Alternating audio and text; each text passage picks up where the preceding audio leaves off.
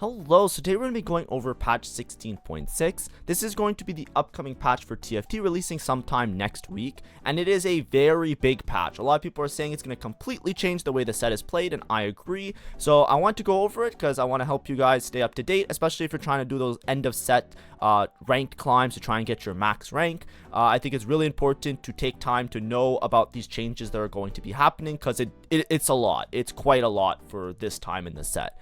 If you like my content, please make sure to like and subscribe. Normally I do TFT guides. Of course, I've been talking about this extensively since like December. Hasn't really been working out for me. I'm trying to get a job. I'm trying to move on with my life, but I'm still posting. I'm trying to post some variety content as well. If you don't like the variety content, that's fine. I've said many times I will still be doing weekly TFT videos. Last week I did my mom plays TFT, and those took hours and hours and days of editing. That's why there weren't any of the patch updates and stuff like that. But this week I'm going to be doing patch updates. I'm going to be doing the best comps guides. Don't worry. Like I said, people just, don't, it's my bad. Maybe I'm not clear about it, even though I've said it like multiple times. But, so if you see variety content, I'm just trying to expand my channel in some way to maybe make the channel more sustainable. That's all. But let's get through it. Traits. So, Bruiser getting nerfed here. I'm not sure exactly why, but maybe there's something I missed. Okay, so just know 4 and 6 Bruiser are going to be a little bit weaker. I wasn't really familiar with any crazy 6 Bruiser lines. I know there's a couple with 4 Bruiser, but I didn't think it was that crazy of a deal. I'm okay with this. Whatever. Who cares? Demacia, they made this nerf to Demacia on last patch. I know I didn't cover it, but I don't know why. It feels like Demacia caught a stray bullet because Demacia, it was very strong and very consistent, but I didn't feel like it was super dominant. I think there is a little bit of you have to be this tall to ride for beginner players, or if you're starting out in the game, it's hard to deal with Garen and stuff like that. But I felt like that was a separate issue that can be dealt with, not necessarily the trait and just making it really bad. Hopefully this makes Demacia a little bit more reliable as a comp you can play, because it was one of the main AP comps, and I think that made this patch a little bit more dodgy, a little bit harder to play around certain items and openers. So I think this change is actually worth it. I know if you don't like Demacia, you might not think that, but I think it's worth it to have Demacia in the rotation. Next we have Ionia. So Ionia, they're buffing the Transcendence bonus. Now, I think Transcendence is going to be a lot less common. One thing that I'm going to mention here is that we're going to see some crazy things like this, like Ionia changes and stuff. A lot of it is because of the big changes that are happening later. I should have mentioned this a little bit earlier, but I'm going to skip ahead a little bit here.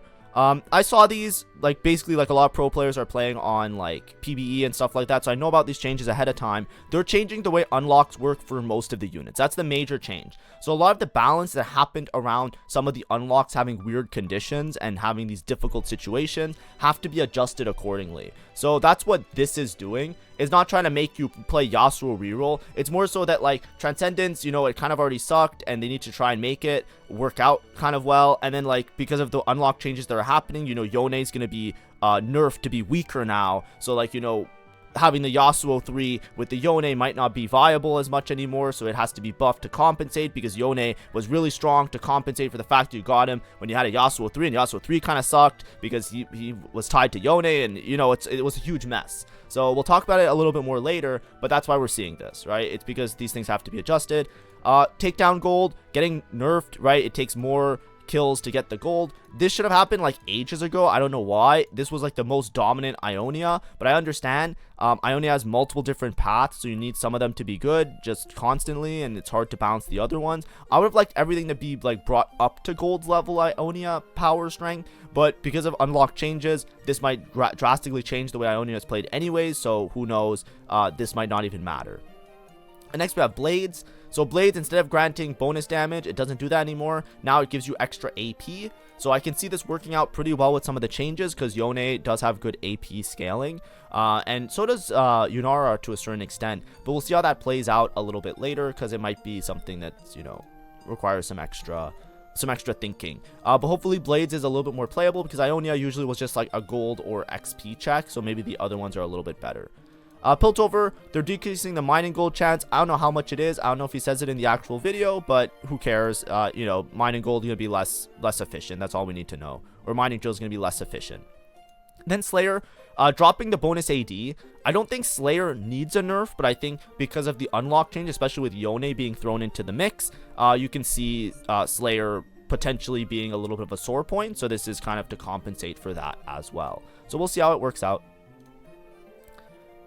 Next, we'll go to the second slide of traits. Void. Adrenaline modules is giving more damage. Adrenaline module is one of the ones that was a little bit awkward to play around. I think it was the one that usually, like, it started out being really good, and then people kind of like, it's kind of pretty bad compared to some of the other void mutations. And then leeching nucleus. Just making it so that you get less max stacks. This was one of the stronger void mutations, so I think it's trying to make the two of these more comparable in strength. Nerf the strongest one, buff the weakest one, but I felt like it was fine. I don't know if this has a drastic impact on void, because obviously there's going to be changes to the unlocks as well, and probably nerfs associated with those unlocks, so we'll see how that goes when we get to the slides a little bit later. Ishtal, they're basically nerfing a bunch of the quests for Ishtal. I've seen a lot of buy XP quests getting nerfed. These ones seem like the biggest. That's like 25% less shards, right? Champion deaths as well. These are all the really common Ishtal quests. The thing with Ishtal is I felt like it was very inconsistent, and a lot of times it was very hard to play around. Ishtal has like a weird spot in the set where like you need to have a really good knowledge and have a really good understanding of your spot within a game in order to pick really good quests. Because the quest is make or break what makes you able to get a proper cash out and then turn that into a win out. Now, like I said, there are massive balance changes this patch. I'm going to be completely honest with everybody here. I'm keeping up with this, with the set and everything. I don't play that much anymore, but I keep up with everything because I still offer coaching, right? There's still people that have coaching that they have to redeem. There's probably saving till the last minute to like see, like, they signed up for the membership tier 3, haven't gotten the coaching session from me yet. So I'll give them like a reminder at the end of the set. But of course, I'm keeping up with everything because I want to still have the knowledge that I can help people and make these guides and everything like that, right? This patch, I have no clue what's going to happen, right? I'm probably going to have to play a bunch on the patch because there are so many changes that are happening. This looks like a huge Ishtal nerf on everything. I don't know if Ishtal is broken on the next patch or not. I don't think it is, but because of a lot of the unlocks changing, it could be that Brock just like one-shots everything because a lot of nerfs are going to make them less reliable against the Brock. Ishtal's biggest problem is people high-rolling into broken situations. Right? Whenever you have an Ishtal suffers the most when, like, for example, like, Ishtal's really bad on a patch where T-Hex is broken, which we've had 2 patches like that. I think most of the set T-Hex has been a nuisance, but I digress, right? When you have something like that, what ends up happening is, like, Ishtal, like, you're playing this high variance thing and you're trying to win out on 1 HP, and then there's some guy who gets, like, a broken unlock from a high roll spot, and then that like completely ruins you. So if a lot of those unlocks are a lot more obtainable and they get nerfed such that they're not as big of an issue, then these Ishtal changes might make sense, because then Ishtal will become the new dominant broken spot. If you just have it on 2-1, you just win instantly. That being said, I don't think it needed a nerf, but like I said, I could be wrong because I don't know everything about the patch, because it's a very difficult thing to predict because there's so many changes. Next we have 1-cost champion changes. Lulu getting a bunch of buffs. I felt like she sucked, and she was pretty bad as an early game item holder as well. So even if you weren't playing Yordles and you were just playing Lulu to try and, like, scale into some AP comp a little bit later, it was pretty bad. So this, I think, helps her out a little bit. Note, she is a little bit of a utility unit because she has the stun, so I'm not expecting these changes to be like a massive damage spike, but we can see that it is quite a big jump, right? We have like a little bit over 10%. Actually, we have like almost close to 20% of a damage increase on 2-star Lulu, which should be enough to make her more reliable as an early game unit. That's all I will say about that. Next, we have some unlock changes. So these are the 2-cost unlock changes. So Bard, now instead of requiring 4 rerolls, he requires 3 rerolls. This is going to make Bard much more accessible. One of the biggest problems with Bard is that you have to spend gold early in the game. Now, obviously, Bard gets you extra champions and he gives you rerolls, so he gives you econ. There's an argument for it. But hurting your early econ and not scaling your econ early in the game is hugely detrimental. That is one of the worst things you can do in TFT, is spend gold needlessly on stage 2, because that sets up your gold for the rest of the game. You can think of it kind of like an engine, right? If you get the engine starting on stage 2, then you're in a good spot for later. But if you never get your engine starting, you'll just just always be behind in the race, right? Everybody else will just be soaring ahead and you'll be behind. That's kind of how gold generation works in TFT. The sooner you can make interest, the sooner you can make 10 gold, then 20 gold, then 30 gold, then 40 gold, then 50 gold, the more gold you generate for yourself, because every 10 gold you save gives you +1 gold like that you generate per turn. So if everybody else is generating gold in your lobby and you're not generating gold in your lobby, they're gonna have more gold to roll, they're gonna have more gold to level, they're gonna have more gold to afford their units. They're just gonna be way ahead than you. And gold decreases variance, because if you have infinite gold to roll, then if you're playing reroll, if you're playing late game, no matter what you're playing, the more gold you have, the better, because you can roll your shops. If you see a bad shop, it's like, oh, I don't see any of my units, you can roll and see more units. But if you have no gold, you're stuck with whatever you get given and just hoping for a high roll. That's the main excuse with Bard. So that's why I say it looks like it's a small change. This is a massive change. I think that Bard will get a huge buff from this, because now you will be more easily able to keep up with other people's gold while also having this Bard unit. I don't know if there's going to be changes associated with the Bard, like his mechanics of dropping gold and stuff like that, but we'll see. Next we have Graves. Graves now doesn't require Twisted Fate, but requires any Bilgewater champion. This one we might have to pull up a thing for. Graves, I think, made sense with Twisted Fate for lore reasons, but I like that they're just like saying, screw that, we don't care. Graves gets powered up by Twisted Fate, by the way, right? Partners in Crime. I believe it's like one of them marks units and then the other one does extra damage or something like that. I forget the exact thing with it, because it doesn't matter that much. As long as you just have them both on your board, you just call it a day. It's fine. You still want to eventually have the Twisted Fate on the board, but Graves is really good early game, whether you have Twisted Fate or not, just because he has like spread damage and he's a good unit to hold AD related items, and there's some of them that are a little bit lacking for AD sometimes in the early game.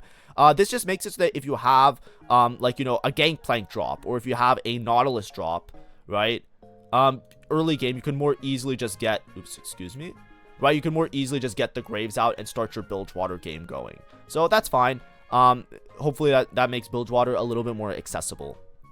And then we have Yorick. So now Yorick is just a 1-star Viego. We're going to see a lot of changes to Shadow Isles units, basically making them more accessible. So Shadow Isles is less of a comp that you need to have in early game, but more of a comp that you can just like play whenever. What I heard from Shadow Isles is that they were going to nerf the Shadow Isles scaling. They have not, because we've already made it to 2 costs, have not nerfed Viego, and Viego was one of the most broken early game units, and we haven't seen a trait nerf to Shadow Isles. That concerns me, because I feel like Shadow Isles was already a very good tempo early game style of board that you can play, and making things more accessible, I feel like you will just steamroll and have a really good Shadow Isles spot. I don't know exactly if that will work out the way it is, but I would keep my eyes peeled for Shadow Isles on the next patch, because I am not seeing enough. We'll see with the higher cost units, but currently I'm not seeing enough for me to be like, oh yeah, that's going to be fine. There's not like nerfs associated with it yet. Now as we get 2 cost changes, Ashe, base AD and attack speed increase. I think maybe trying to make Ashe a little bit more reliable early game, and maybe bringing back the Ashe Tryndamere line. I think some people have been playing it on the current patch, but it still looks pretty shit, so I wouldn't necessarily recommend it, but you can try it out if you want. Next we have Echo. Echo increasing across the board. Echo was fine in certain spots, right? Even when I taught my mom TFT, I made her play Echo reroll, so if you want to see that, that's really fun. That was on the, I think it was on the patch before last, actually. But either way, so that's fun. But not too big of a buff, so I don't think he's gonna be super dominant. They really made him squishy, so he's really hard to like compare and cap with other boards. But like I said, there's gonna be so many changes to the unlocks that who knows, right? Anything's possible next patch. And next, Yorick, decreasing his spell heal, very small, right? Less than 10%. I don't think this is that big of a nerf. I think he'll be fine, so don't worry too much about that if you're a Yorick enjoyer. Now we have 3 cost unlock changes. So for the 3 costs, this one I think, oops, excuse me, my program broke a little bit. So 3 cost changes, we're going to see a couple of larger changes. I'm starting to, I believe, like some of the more impactful ones. So Darius, if you have 1 item you instant, with on Draven, you'll now unlock him. They also added this level requirement of 5. This is something we're going to see really common of these level requirements for different units. We're going to see a lot with 4 costs. Stay tuned at the end of this presentation, because I will probably do a little bit of a bitch fest about this at the end of the presentation. Not in a bad way. I'm not going to criticize them. It's more so that like an I told you so session, but I'll save that till the end so that you guys can skip it and don't have to watch it. But either way, just making it easier to get Noxus in early. Hopefully Darius works well. I don't know if they fully bug fixed him because he still doesn't look that good on the current patch. So I don't know if there's going to be associated buffs or nerfs, but hopefully everything's working with him now. Gwen, 20 souls, now down to 10 and level 5. So level 5 is a little bit of a change up, but level 5 isn't that big of an issue, right? It could be an issue when you're playing Viego reroll because you now how do I phrase it? If you're playing Viego reroll, right? You want to roll for Viego on level 4, right? And Viego reroll, I mean, it's that's when you're playing a Ruined King, right? The augment, the hero augment, right? So a lot of times you really want to get the Gwen in because Shadow Isles scaling gets increased for every Shadow Isles unit that you play. You don't really care about the stats, you just care about getting the extra souls that helps you to scale your units. And that's really important with Viego hero augment because he increases his ult gets more powerful after 100 souls. So you really want to get to that point where he becomes really strong there. So that's where the level could be a little bit of an issue.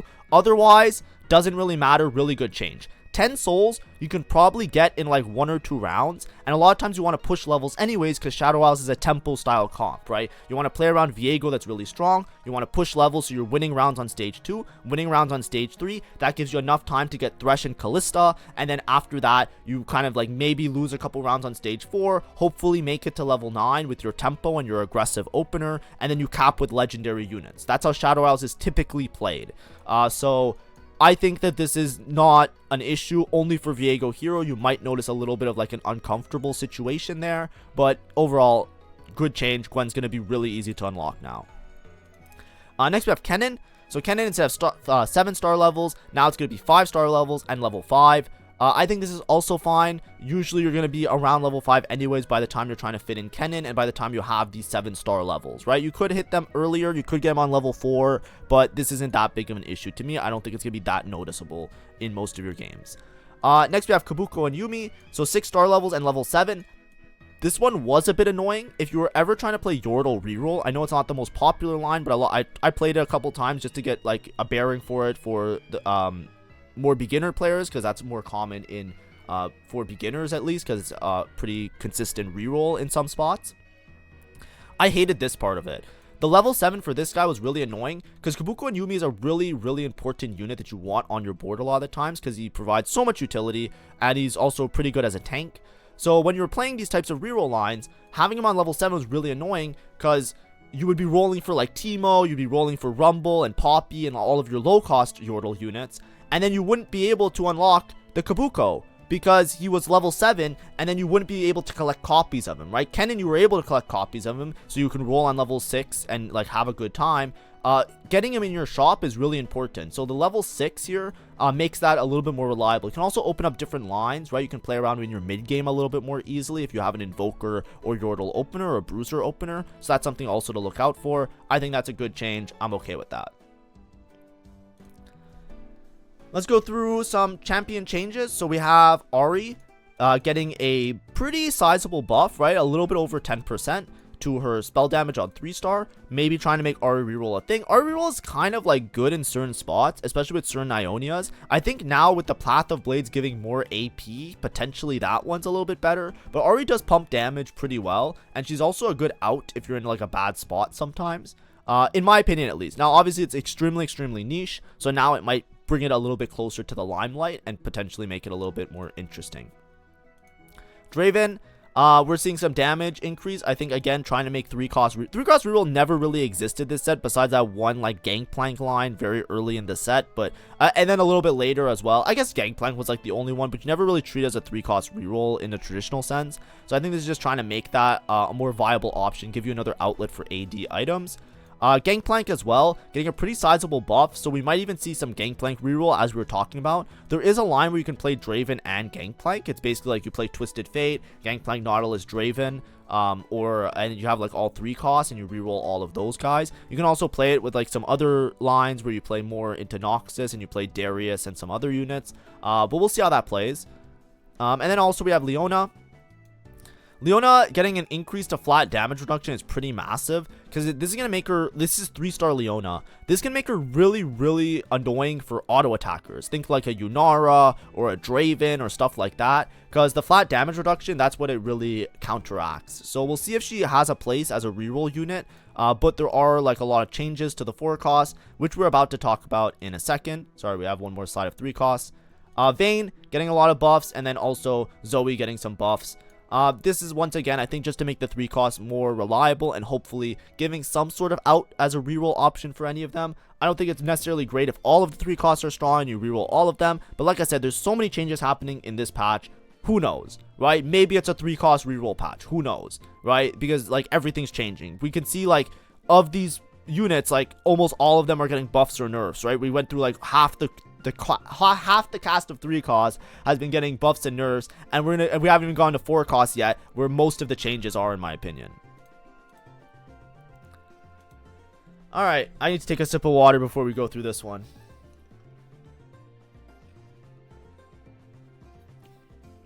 Alright, unlock changes 4 costs. This is the main massive change to the patch.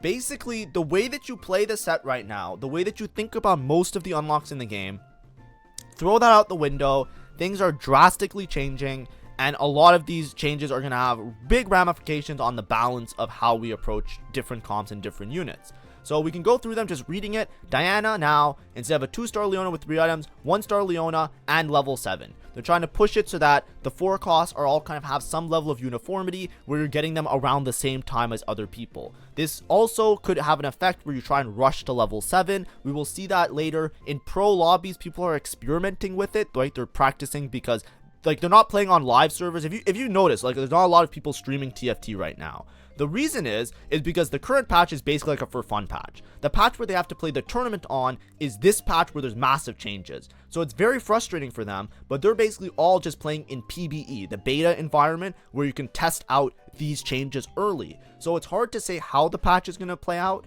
because like they're just limit testing, because they're trying to figure out everything, because they have to prepare for the tournament, because they're competing for money. That's their livelihood, right? So you know, it's a bit of a nutty situation. So a lot of the pro scrims, the reason I'm bringing it up is that you might see them that they're like trying to like fast level 7, like a lot of times like instantly leveling to 7 on like 3-2 or 3-3, like really early on stage 3, just to get the early unlocks, because they're trying to keep like an aggressive tempo, because you lose so much HP on stage 3 and it's so difficult to get to level 8 that now with all of these changes to level 7, it makes it a lot more sense that you get like a huge power spike on level 7 with like a frontline and a backline unit. What this does add, however, is a level of uniformity, because a lot of the 4 cost and the 4 cost tanks now are, you know, not a lot of them, but a good amount of them are able to be achieved on level 7. It means that a lot of people can power spike on level 7 instead of you just having like a high roll opener. Like, it's not like you need a void opener to play and then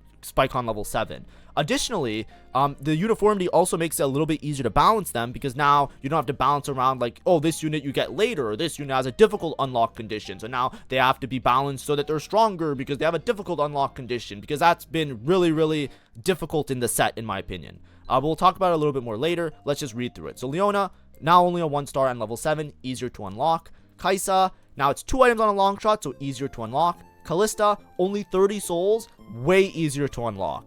30 souls is basically nothing in my opinion, and this can make it very easy to just unlock and play around Callista and Shadow Isles. Nidalee, level 7, and only a 2-star Neeko, so now there's a potential that you can play Nidalee outside of just Ishtal reroll. Before, she was kind of locked to you having to find 6 copies of Neeko, which at that point you were just playing Neeko reroll. So now, you're going to lock her a little bit earlier. Rift Herald, you only need Void for 2 combats. Skarner, you only need any caster or marksman with 1 chain vest item, so now it's like you just put a chain vest item on a backline unit and you unlock him, so that's a lot easier. So that's great. I think it also worked with a single chain vest, but I don't know if they changed that. It says chain vest item now, so I'll just assume that they changed it so it has to be an item. Now I know this one might be a little bit annoying, like you have to burn or remove her, but it's to make it so you just don't instantly unlock him. And I think the idea is that you want it to be a little bit difficult and whatever, but it should be fine. You just sack an item for 1 turn and you just get the Skarner. Just keep your eyes peeled for it. Then Veigar, or Veigar, however you want to say it, 2 death caps. Now it's only 1 death cap. It's a little bit cut off. I know I have a blackout spot. It's just because I'm covering their faces so they don't look goofy, because I feel bad for Mort Dog and I think other person that's with him. I think I forget his name. But anyways, Yone, 2-star Yasuo now instead of 3-star Yasuo. I was talking a little bit about uniformity and how it can help with balance. Another thing that you'll notice as well, with all the unlock conditions being easier, it should be a lot easier to pivot in between lines. A lot of my frustrations with the set 16 that I have voiced openly many times is that the set doesn't feel like you can flex easily between multiple lines. You feel very forced to play towards your line that you have from your opener, because like for example Demacia, if you don't have your 1-star upgrades, you won't be able to unlock Galio, your board's gonna be significantly weaker later and you're gonna have a bad time, so it's really hard to pivot into that line. Void is another example, because the Rift Herald unlock, you're not gonna have a really reliable tank that you really need to have for the comp. So if you don't have Void in early, you can't pivot into playing Kaisa and pivot into playing Void. You kind of need that opener. Shadow Isle, same thing. Now it's fine to have some of those lines like that. Yone, same thing, right? Vigar, same thing, right? Like, it's hard to play around some of these units because you need to have a very specific spot for them. This makes it now that the floodgates are open. You can much more easily play around different units. What that means is that these other units that sometimes are an afterthought or a very niche situation might become commonplace. A really big example of one that can shake up things quite a bit, or the ones that I see as being the biggest ones to shake up things, Nidalee, Yone, and Kalista. Right, depending on how Kalista gets nerfed, Shadow Isles already has like a really powerful scaling situation, and they haven't nerfed the base Shadow Isles trait. So Kalista is an infinitely scaling unit effectively that you get a lot earlier now, which is really interesting, because you could get her in very early and scale your Shadow Isles and be really strong potentially by late game. Like, you might be able to outcap certain boards just from Shadow Isle scaling alone, that you start the engine going a little bit earlier. Nidalee, very strong. She's one of the most broken units in the game, but she was locked behind this particular line that made her very uncommon. Now that she's going to be very common on boards, it's hard to say how she's going to fit in, because we have to see how she fits in. Yone as well is going to be a big thing that we have to talk about, right? And you might look at these and say, who cares, whatever, right? From a very juvenile not juvenile, that's a little bit insulting. From a very, like, how do I phrase it? From a very surface level point of view, right? You know, in TFT, you know, most people, when you play the game, you can just be like, okay, what's my best board? You can Google it, you can go to my website, or sorry, not, you can go to my YouTube page, you can go to somebody else's website, and they'll just say, oh, you play this unit, you put these items on the unit, call it a day, etc. Right? With these unlock changes, let's say Ionia, for example, right? Ionia now, you get Yone way before you get Yunara. Does that mean that from an Ionia opener, you're trying to play around Yone in most cases? Right? Yone will have to get compensation nerfs because this unit's fucking broken, because his unlock condition was so difficult that he was compensated to be like extremely fucking broken for the entire set. So he's obviously gonna get a bunch of nerfs, but we don't know how strong he's gonna be. Then we also have to understand what's my strongest board at each stage of the game, right? These are the parts that really matter. Like, if you're trying to grind to get to Grandmaster, for example, what matters is not the final board, right? Everybody knows what the strong units are. Everybody knows, oh yeah, what's my final board? I'll throw in a Shyvana, I'll throw in a Senna, right? Everybody knows what the good items are, right? Like, like, you can ask a plat level player and they'll tell you like what Yunara perfect items are. Like, everybody knows that. Like, that's not what makes a good TFT player. What makes a good TFT player is understanding what to do in your mid game, right? What to do from stage 2, your opener, from stage 3 to stage 4, and later on. What items are you prioritizing? Is Yone stable enough that on stage 3 I should be playing around Yone? If so, what items do I prioritize? What is the most important item on Yone? What is the most important thing to build on him? He wasn't that before. So that's what I mean by the comps are fundamentally changing. When you make these units that were hard to achieve before, all of a sudden in the game, and you also associate that with a bunch of balance changes at the same time, there is no clue how to do anything. It's almost as if learning a brand new set. Because yes, the units are the same, right? Of course, it's still set 16. We know that there's Yunara, we know that there's Wukong, but for all intents and purposes, the thing that matters the most in terms of having a deep understanding of the game is knowing how to stabilize, how to itemize, and how to play around the different units at different stages of the game, and that requires multiple reps. It's not something you just like do it as a cookie cutter. It's like situational awareness. It's like, in this lobby, this is happening, what do I do now? So shaking up these comps like this That's what I mean. These are not small changes. These are massive, massive changes, especially if you're trying to climb,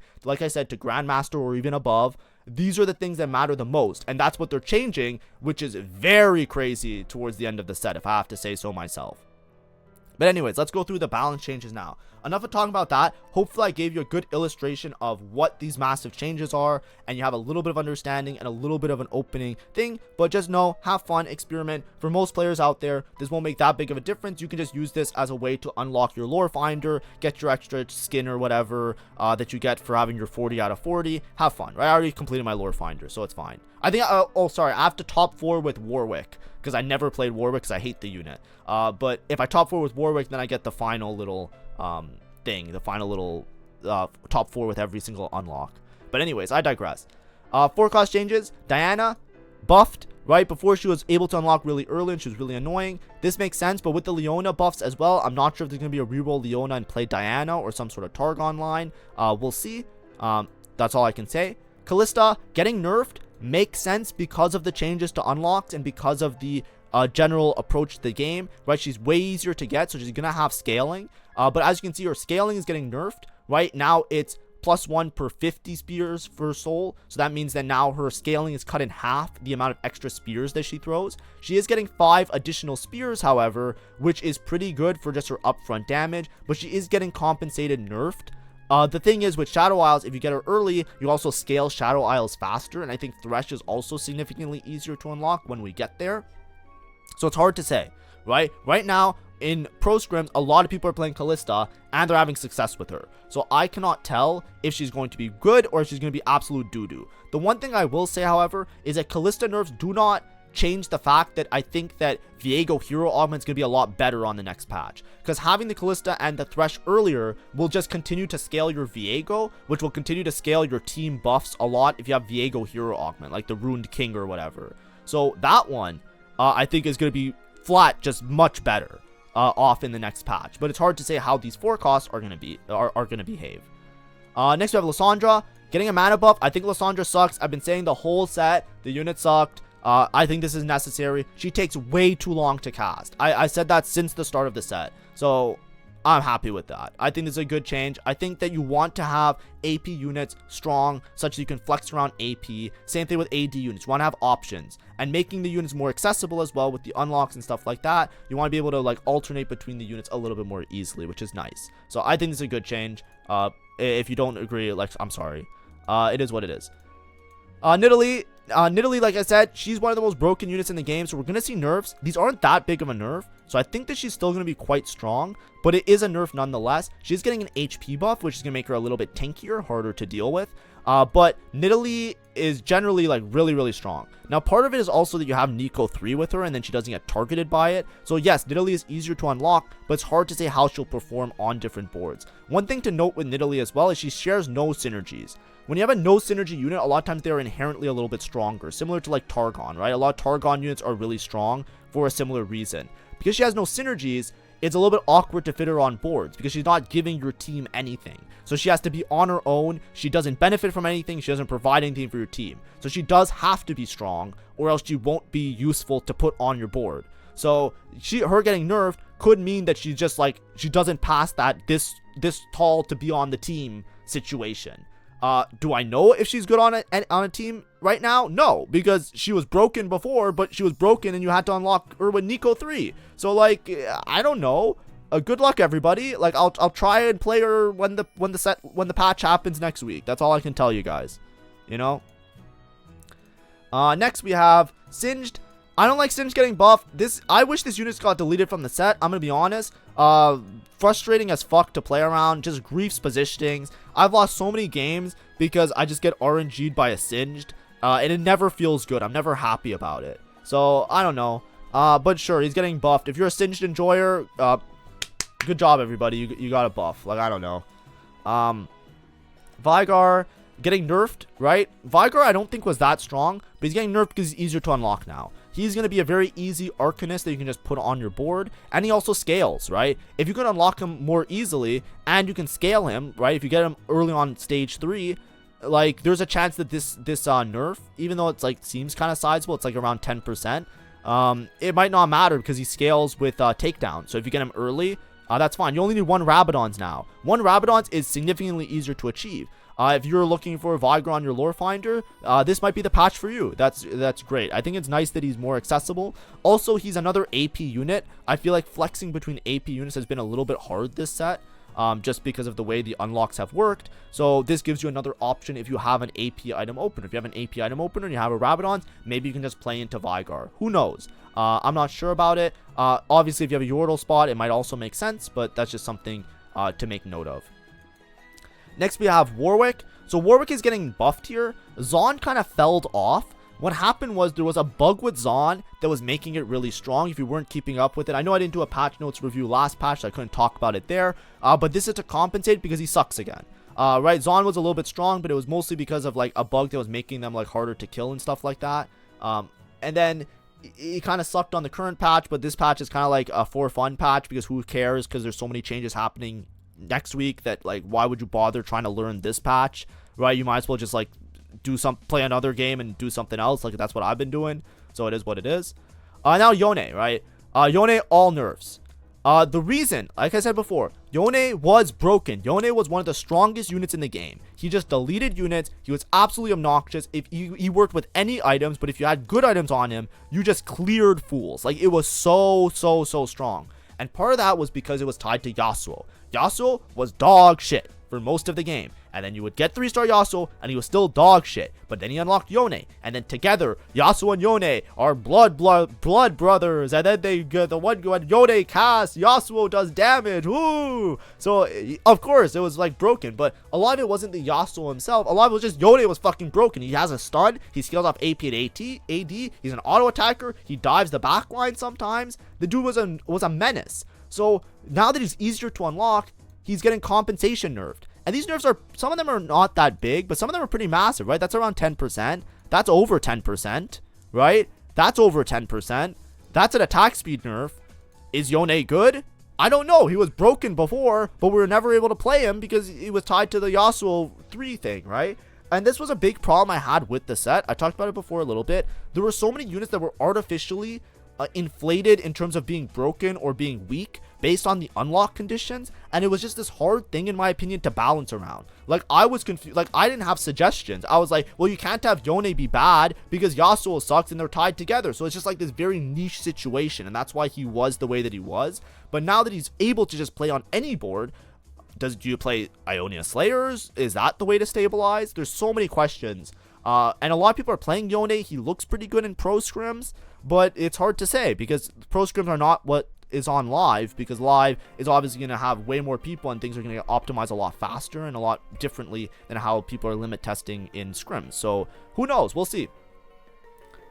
Next, we have unlock changes to 5 costs. So same thing applies with the 4 costs, right? Same argument. They're trying to add some level of uniformity to a lot of the 5 costs. They're also trying to make them easier to unlock so you can pivot around them. One big example is Galio, right? Galio, instead of 12-star levels, now you only need 8-star levels, but they also locked them to level 8, which I think is necessary, right? This is a big thing, right? These 5 costs being unlocked early is a huge problem. Something we'll see is T-Hex, right? T-Hex, they locked him to level 8. So many patches have been bad because T-Hex has been reaming people, right? I say so many, but basically it was like the long big patch. I complained about this since the start of the set. I said with these large broken units that are 5 costs and even the 4 costs to a lesser extent, having them just unlock at random points in time makes it really hard to balance, because then you'll have patches that turn really degenerate, right? T-Hex was unlockable early, so people would unlock him on level 5, stage 3 at the beginning of the game, and then they would just have like a 5 cost that had like insane abilities to just clear boards, and it made one particular patch extremely bad. And then currently on the current patch, TX is back. It's a little bit different how you play him now, but he's still broken for a similar reason.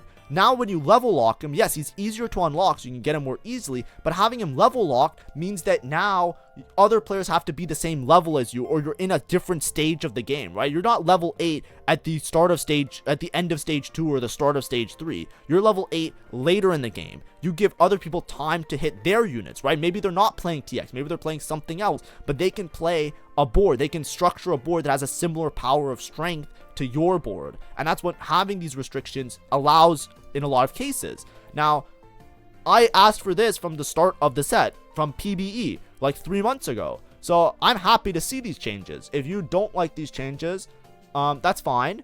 But you'll see there's a level of uniformity now, and there's a level of, like, I say level is not meant to be a pun, but there's an idea that you hit these units around the same time, or barring like certain units that they want to be like higher level, or like, you know, high cap options, right? These are like the Rise and the Silas, for example, right?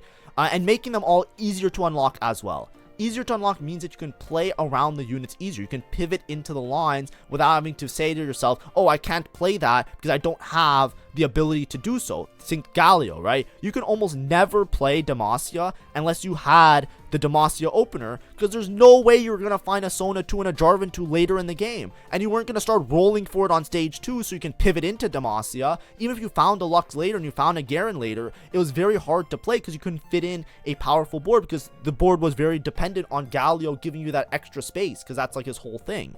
So I'm happy with these changes. We'll read through them now. Aatrox, 30 Omnivamp now and level 8. Galio, 8-star levels, level 8. Mel, 1-star level on Bessa, so way easier to unlock, and level 8.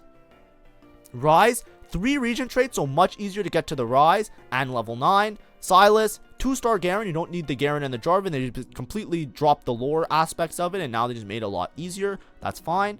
Tom Kench, 350 Silver Serpents. This one's a big one. Now, originally, they put 250, so this is actually a nerf from the last time I saw it, because when I saw it at 250, I made a members video, I talked about it. That was insane. 350, a little bit better, but all you have to know is that Tom Kench, way easier to get. If you actually have a good Bilgewater spot, Tom Kench will be so easy to unlock, and he's a scaling unit, so you can get that scaling a little bit earlier. Of course, like I said, we're gonna see compensation nerfs, so don't freak out just yet. T-Hex, 7-star levels of Piltover and level 8, so a lot easier to unlock, but level 8, so it makes it so you get him at a similar time as other people are getting their main carries online. Thresh, instead of 175 souls, now you only need 5 levels of Shadow Isles in level 8, which means that you're probably going to unlock him on level 8 instantly, which is great. That's great to see. And then Volibear, less HP, so just easier to get, and level 8, but that was kind of like, all we need to be level 8. And then Ziggs, level 9, 3 items on a Zon, now just 2 items. So a little bit easier to manage. But this one usually unlocked on a neutral round. You would just put it on either a tank or a backline carrier. You'd hold on to a Zon unit and just do it on neutrals. But this might make it a little bit easier to do in the middle of a game, which is nice.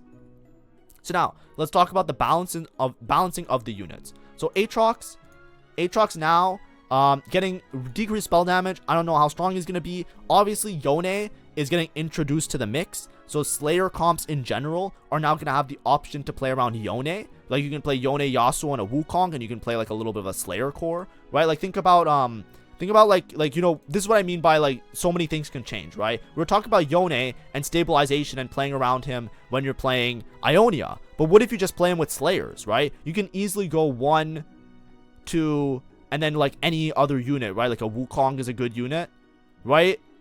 Where is it? Wukong, right? And then you could play like this, you know what I mean? You could play like 4 Slayers like this. Like, is this a broken comp? Who knows, right? You know what I mean? Like there's stuff like this now, because you can always just you can always slot in this package. And remember when we talk about Slayers, we're talking about Slayers, Vanquishers with like Gangplank and the other unit. Like, what if you, because Tom Kench is easy to unlock, what if you just play this and you play Gangplank Tom Kench? You know what I mean? Like, that's why there's like a lot of nerfs and stuff going around, because this is what I mean by fundamentally changes. Before, there was no way you can unlock Yone and Tom Kench in the same breath. Like, that's ludicrous. That was dumb, right? But now Tom Kench a lot easier to unlock, and this guy only needs a Yasuo too. So you can very easily, from a Gangplank opener, play this type of board, right? And then you have a scaling Tom Kench, and you have a Yasuo Yone pair, and you get Ionia in, and if you have like gold Ionia or some useful Ionia, you can easily hit something like this that's really strong, right? That's what I mean by the floodgates are open. So you'll see a lot of nerfs and stuff, but what I'm saying is it doesn't mean the unit is unclickable. It's not like, I don't even think Aatrox was that good. Why is he getting nerfed? It's like, who the fuck knows what's gonna happen? Because like, it's not just a matter of like a unit you can get easier. It's that now, because they're easier to get, you can like make so many different boards. So, you know, get cooking, guys. You got a week. You know, you got basically, you got this patch and next patch to get your final rank, and then it's the for fun patch. Good luck. Like, I don't know. Mel, the radiant item is harder to achieve. I think that's because you get it earlier, so they're trying to make it so you don't just instantly get the radiant item. Azir, buffs to damage, I think makes sense, and nerfs to HP on the soldiers. I don't like the nerf to the soldier HP, because I feel like Azir had a really cemented spot as being like a utility extra frontline unit, but maybe he does enough damage now, but I don't think so. I think this is like, in general, an Azir nerf, because I still think you're not going to itemize Azir, even with these buffs. I felt like he just didn't do enough damage anyways. Silas, getting nerfs. I don't think Silas is that good anyways, but he's easier to unlock now, so whatever. But you know, if you whatever, who cares? I'm not gonna talk about Silas anymore. Rise, this one pisses me off. We'll talk about it towards the end of this video as well. This is another change I asked for at the start of PBE. From PBE, if you look on my VOD channel, I don't post on it anymore, but in PBE, all I did was force Rise games, because I said to myself, I want to make sure that I know how to play really flexible, open endgame boards. So I practiced by playing Rise every single game when I was practicing in the beta before the set launched. And one of the things I said about it was that Rise really sucks. And what I wish happens with Rise is that they increase his base damage and decrease the trait damage, because then he will be a lot more easily to slot into boards, and he won't be as dependent on hitting the particular broken or particularly good things, right? So like Yordle and Freljord, it's like a lot of times if you didn't have Freljord, if you don't have a particular set of Rise traits, he doesn't fit in onto the board, which means that you very rarely play Rise unless you have a specific spot where you easily unlock him and play around the board. So you basically didn't become like a flexible late game unit. He just became like, oh, he's just like the way to cap X particular board, which made it very like, oh, the only time I play Rise is in these particular spots, which I know that might not resonate with most people, but it was a complaint I had. So originally I asked from the start in PBE, I said, I really want this to happen, and they did it now. They did it now right at the end of the set, so thank God. But it's just like, come on, man, you could have done this a little bit earlier, surely. But it's fine.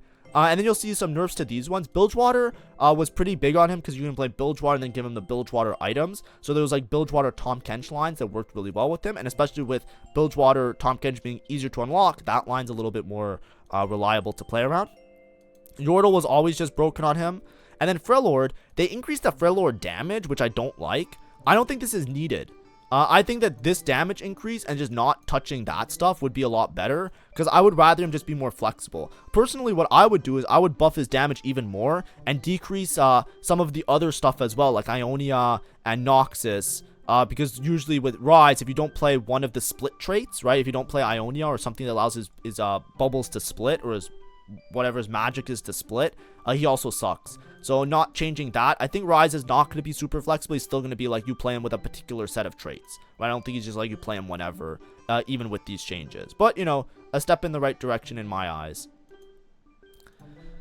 Now we have 5-cost champion. So Tahm Kench, we're going to see a lot of nerfs to him, because you get him a lot earlier and he's a scaling unit. So as you can see, the HP that you gain from 1 cost, 2 cost, and 3 cost is getting dropped. Now it is getting dropped by 15 for each of them, so there is a little bit less of a percentage nerf on feeding him 3 cost versus 1 cost. But in general, feeding 1 cost is very gold efficient, so I still think you're going to want to feed him some 1 cost in a lot of cases.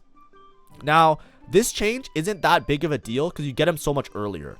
Now, I don't know how much earlier you get him, because it also depends on your Bilgewater being really good and having it early. So there could be a chance that this is a non-issue. He also did get base HP nerf, so he is going to be a lot less tanky in general. But these changes, they might seem really massive. I don't think they're going to be that massive, because like I said, if you get him early and you can start him scaling early, if you're diligent with feeding him, I think that this hurts your max cap late in the game, but at least on stage like 4 and stage 5, like you can math it out. It might not matter that much. Like let's say Tahm Kench in the past, you would usually get towards the end of stage 4. Now if you get him towards the beginning of stage 4, that means that you have like 4 or 5 extra rounds to feed. So 4 or 5 rounds extra to feed, that's 4 or 5 times 40. What is that? That's like, you know, let's say it's 4 rounds, right? Just to be safe. Like you get him start at stage 3 instead of end of start at stage 4 instead of end of stage 4. That's 4 times 4, that's 160, right? 160, we can round, we can say it's 150, right? Because 150, this is a 15 HP nerf, right? So then it's like 150 extra HP you would have, but it's amortized over 10 rounds, right? Because so it's like 10 extra rounds you would need before it's like worse, right? Like rough, like that's like donkey math. But you see what I mean? It's like you're gonna notice that he's like a lot worse in his high cap options, like closer to like end of stage 5 in my opinion. Right, like it won't be that noticed, like or sorry, the starting is worse, so it's like kind of like he'll be worse off from the start, but like towards the end of stage 4, beginning of stage 5, he'll be like around the same, and then he'll start to fall off a little bit towards the end of stage 5 again. But it's like it's just so negligible. That's what I mean. To me, this isn't that big of a deal because you get him earlier. That's the thing, you get him earlier so you can start feeding him earlier. And also it doesn't change the high costs, right? The 5 costs and the 4 costs. So if you're able to afford feeding him a lot better, you're not even getting that much of a nerf. So that's I'm just trying to illustrate it, right? Because this one you could kind of math out a little bit. But obviously, like I said, I just did like scratch math. Don't take it to heart. Like, I'm not telling you an exact number to number ratio. I'm just saying, like, roughly speaking, it doesn't seem that massive to me. Thresh, less armor makes him less tanky. That is a big change. And then he also has his scaling cut in half. Of course, you get him a lot earlier. In certain Shadow Isle spot, you usually would get him around middle of stage 4, end of stage 4. So now you just guarantee have him at the start of stage 4 because you just have to be level 8. So these are pretty, you know, it's hard to say. It's hard to say because when you get him in earlier, you also scale Shadow Isles a little bit faster. Who knows? TX, a bunch of nerfs. I don't want to see this fucking unit anymore. Can I be honest? Like, I don't care about being like sugarcoating and being nice. Like holy shit, man. Like just fucking like please. And then Zareth, Golem Charm. This one was the one that was really annoying. Just making the golems less obnoxious is good. But otherwise, no real changes there.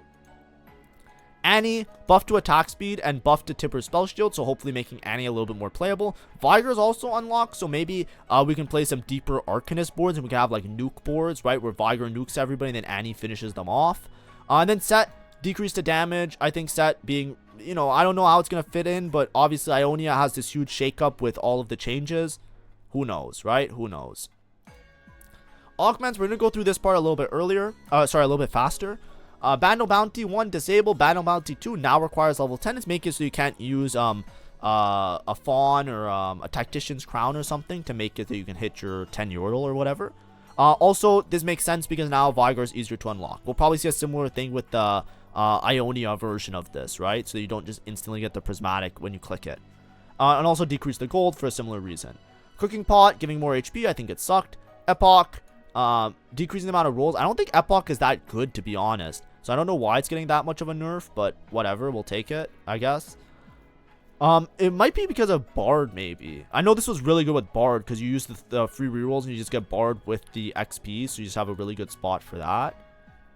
Evolve and Overcome. Yeah, now Void is more easily able to pivot into because the Rift Herald only requires 2 rounds of Void. So you don't have to play Void from very early on, but this also helps with that in general. Expected Unexpectedness. Yeah, I think the gold was a lot in this, but I felt like I don't like this change because I feel like this was a great default prismatic and there's not many of those. Find Your Center, more max HP. Fire Sale disabled. I don't know if it was bugged or something. I wasn't paying attention on the most recent patch. Forged in Strength. Sure. Going long. I don't like this change that much because I felt like this was also situational. Golemify. They decreased the champions. Yeah, this got a huge nerf last patch, so I think this makes sense. This got a huge buff last patch, so I think this makes sense. It was pretty clearly a good take on the current live patch. Good for something, decreasing the gold chance. Yeah, this silver was broken. The problem is that I don't know if it's the odds are not. I've heard the odds are not truly what they represent here, so I'm unsure exactly how much gold difference this will be. Hard bargain, sure. Hustler, sure. They're just decreasing a lot of the econ. I don't like this. It's kind of forcing you to be around on stage 3, which is what they've been trying to do the whole set. But I think decreasing all the econ really makes high roll versus low roll feel a lot worse. Because none of these are really addressing, like, if you have a big lose streak, right? Like, how do I phrase it? A lot of good econ matters because, like, let's say you don't have a bunch of upgrades early game. Like, what do you do? Like, you're just behind in terms of everybody else. So a lot of times you have to prioritize econ in those spots, so you can try and play for a win out, or you can try and play to use that econ on stage 3 to stabilize your board. But if somebody else just high rolls and hits their upgrades, they're just ahead of you on every respect, right? So, like, you know, a lot of times you want to have these because, like, you know, it's hard to just take a combat if you don't have a board that can win. And I think now with a lot of these econs getting nerfed, it forces you to take a combat earlier in the game and try and win as many rounds as possible to save HP. It's just a really rough situation if you don't have a good spot. That's all I'll say. It's one of the things I don't like about the set, but, you know, it is what it is. Leap of Fate buff, sure, who cares? I don't really. Level up, less thing, malicious monetization, only active for 2 rounds is kind of crazy. I felt like this one was really strong, but it was also really risky. So now this is, like, very risky. Like it also depends on who you fight. Like, your opponents might not be a high enough level for you to get a lot of gold. It gives you an extra 8, but it really cuts this amount of gold down because you would get 8 in 1 turn anyways, right? Like, now you really need to get a max kill for this to be good, right? Because I'd rather have less initial gold and more rounds active. I feel like this is a net negative, which is, you know, max build disabled, sure. That was always annoying because people just got 3-star for free.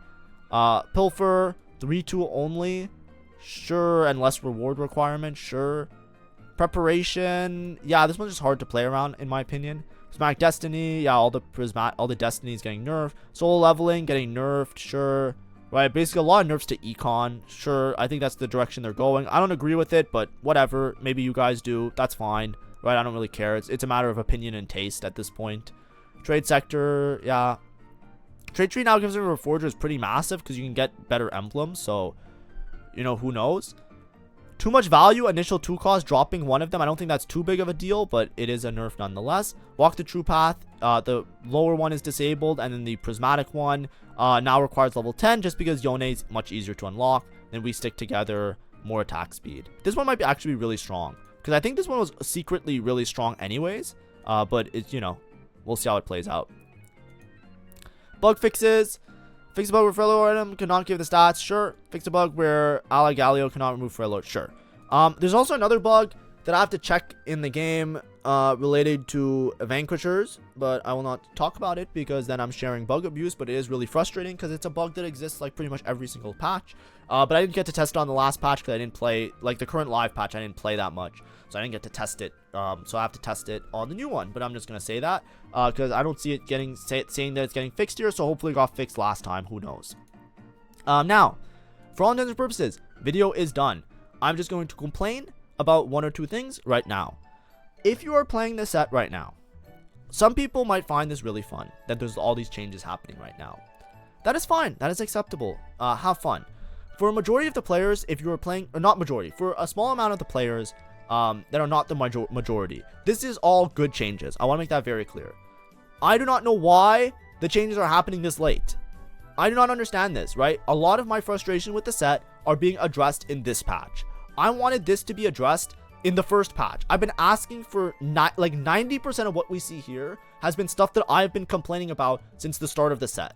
And every time I complain about it, even in PBE, I talked about this in PBE. In PBE, I used set as an example in my video because I was trying to sugarcoat it. And set was the one that everybody was playing in PBE. But I talked about this changes with unlocks all the way from the beginning of the set.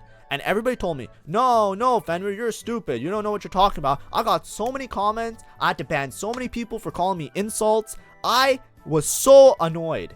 And to see this change now, it's even more annoying personally. Like, I'm not trying to be a Debbie Downer, but the reason it's so frustrating for me is because, like, I would rather just be wrong, right? I would rather just be known as the guy with the bad takes and the bad opinions and just be known to be a shitter, right? I would love to just be wrong and just to be like dunked on by everybody that's better than me and just like, you know, that's a way better feeling than like sitting here for months on end being frustrated with some of these things in the set and then having it change now at the end of the set when I don't have time to play. It's like I just wasted so much time. Like that fucking December patch where I was just sitting there and I'm just like, why do I have to suffer through this T-Hex? This guy should not be unlockable until level 8. Like, why does somebody get a free 5 cost on level fucking 5, and I have to wait until level 8 to get my units because I'm playing a 4 cost. It's like, this is the dumbest shit I've ever seen in my life. And it's like, you know, obviously, like, you know, you can't fault them, you can't see these things, you can't foresee these things, but I saw this in PBE. Like, I can't be the only one. Like, how is it that it's just so tilting. But either way, all these changes are good. If you, in my opinion, there's nothing wrong. I'm glad they fixed the game. I'm glad this thing's happened. I think this set's going to be really great now. And I think if you play from this patch onwards, it will be a lot of fun. I think you can do a lot of creative things. There's so many things you can cook up. There's so much fun to be had. So by all means, keep on playing, have fun. If you're trying to grind for like those high ranks and you're trying to get your max rank, I can see this patch being extremely frustrating for that reason. God bless, have fun, try your best. You know, I know a lot of pro players were really frustrated because they obviously have to play on PBE because they have a tournament for money that's on this patch and they don't have time to play on it. So that's something to look forward to. For everybody, just to know, I will be doing a best comps this week, right? I didn't do them last week because I did the Mom Plays TFT videos, right? So I'm trying to do a couple TFT videos every week and then a couple of variety videos every week. So I will be doing a best comps. I will also play some TFT, right? If you guys want, come to the streams on Twitch. Like, yes, I know I haven't been playing TFT. I will play on the new patch because I have to experiment. I have to try stuff out to make the best comps guide. So yes, I know. But like I said, I'm busy. I'm working on game dev. I'm trying to get my game going.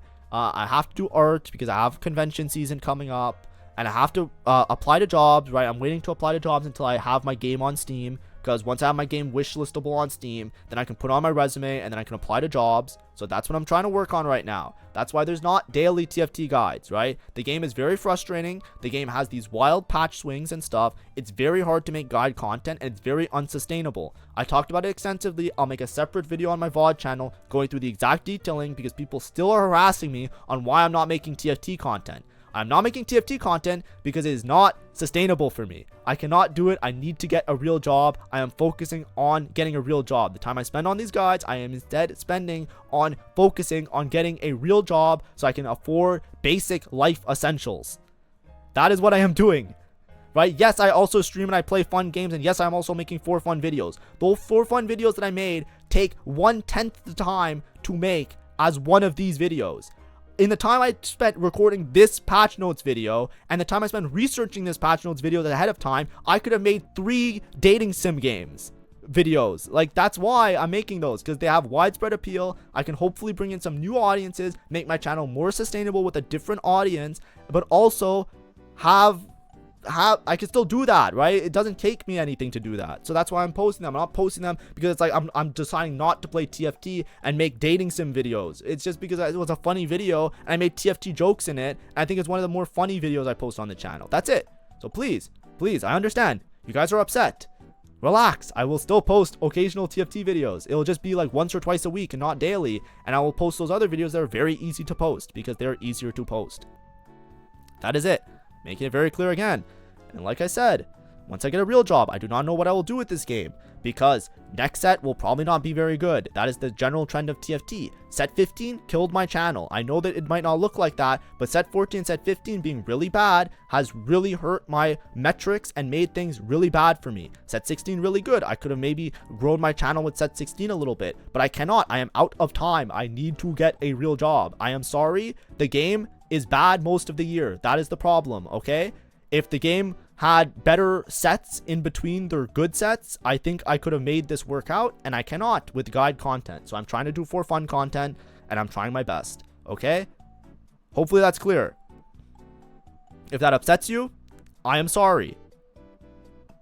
You know, if I have to make a guide content and the patch notes are wrong, which they were wrong for most of set 15, I had to redo my videos multiple times, and they got less viewership. Like, what do you want from me? Right? Tell them to update the patch notes properly next time. And then maybe I'll have a future in TFT. My bad. But like I said, I'll still post TFT videos. Okay? We're cool? Alright. Have fun on the next patch. Like I said, I just wanted to put the little update section at the end. I said I would do it at the beginning. And the reason I'm just giving the little update is because people are really confused. And they're not seeing the other videos that I posted about my updates in life. So I'm just making it very clear in this one. Cool. Bye-bye, everybody.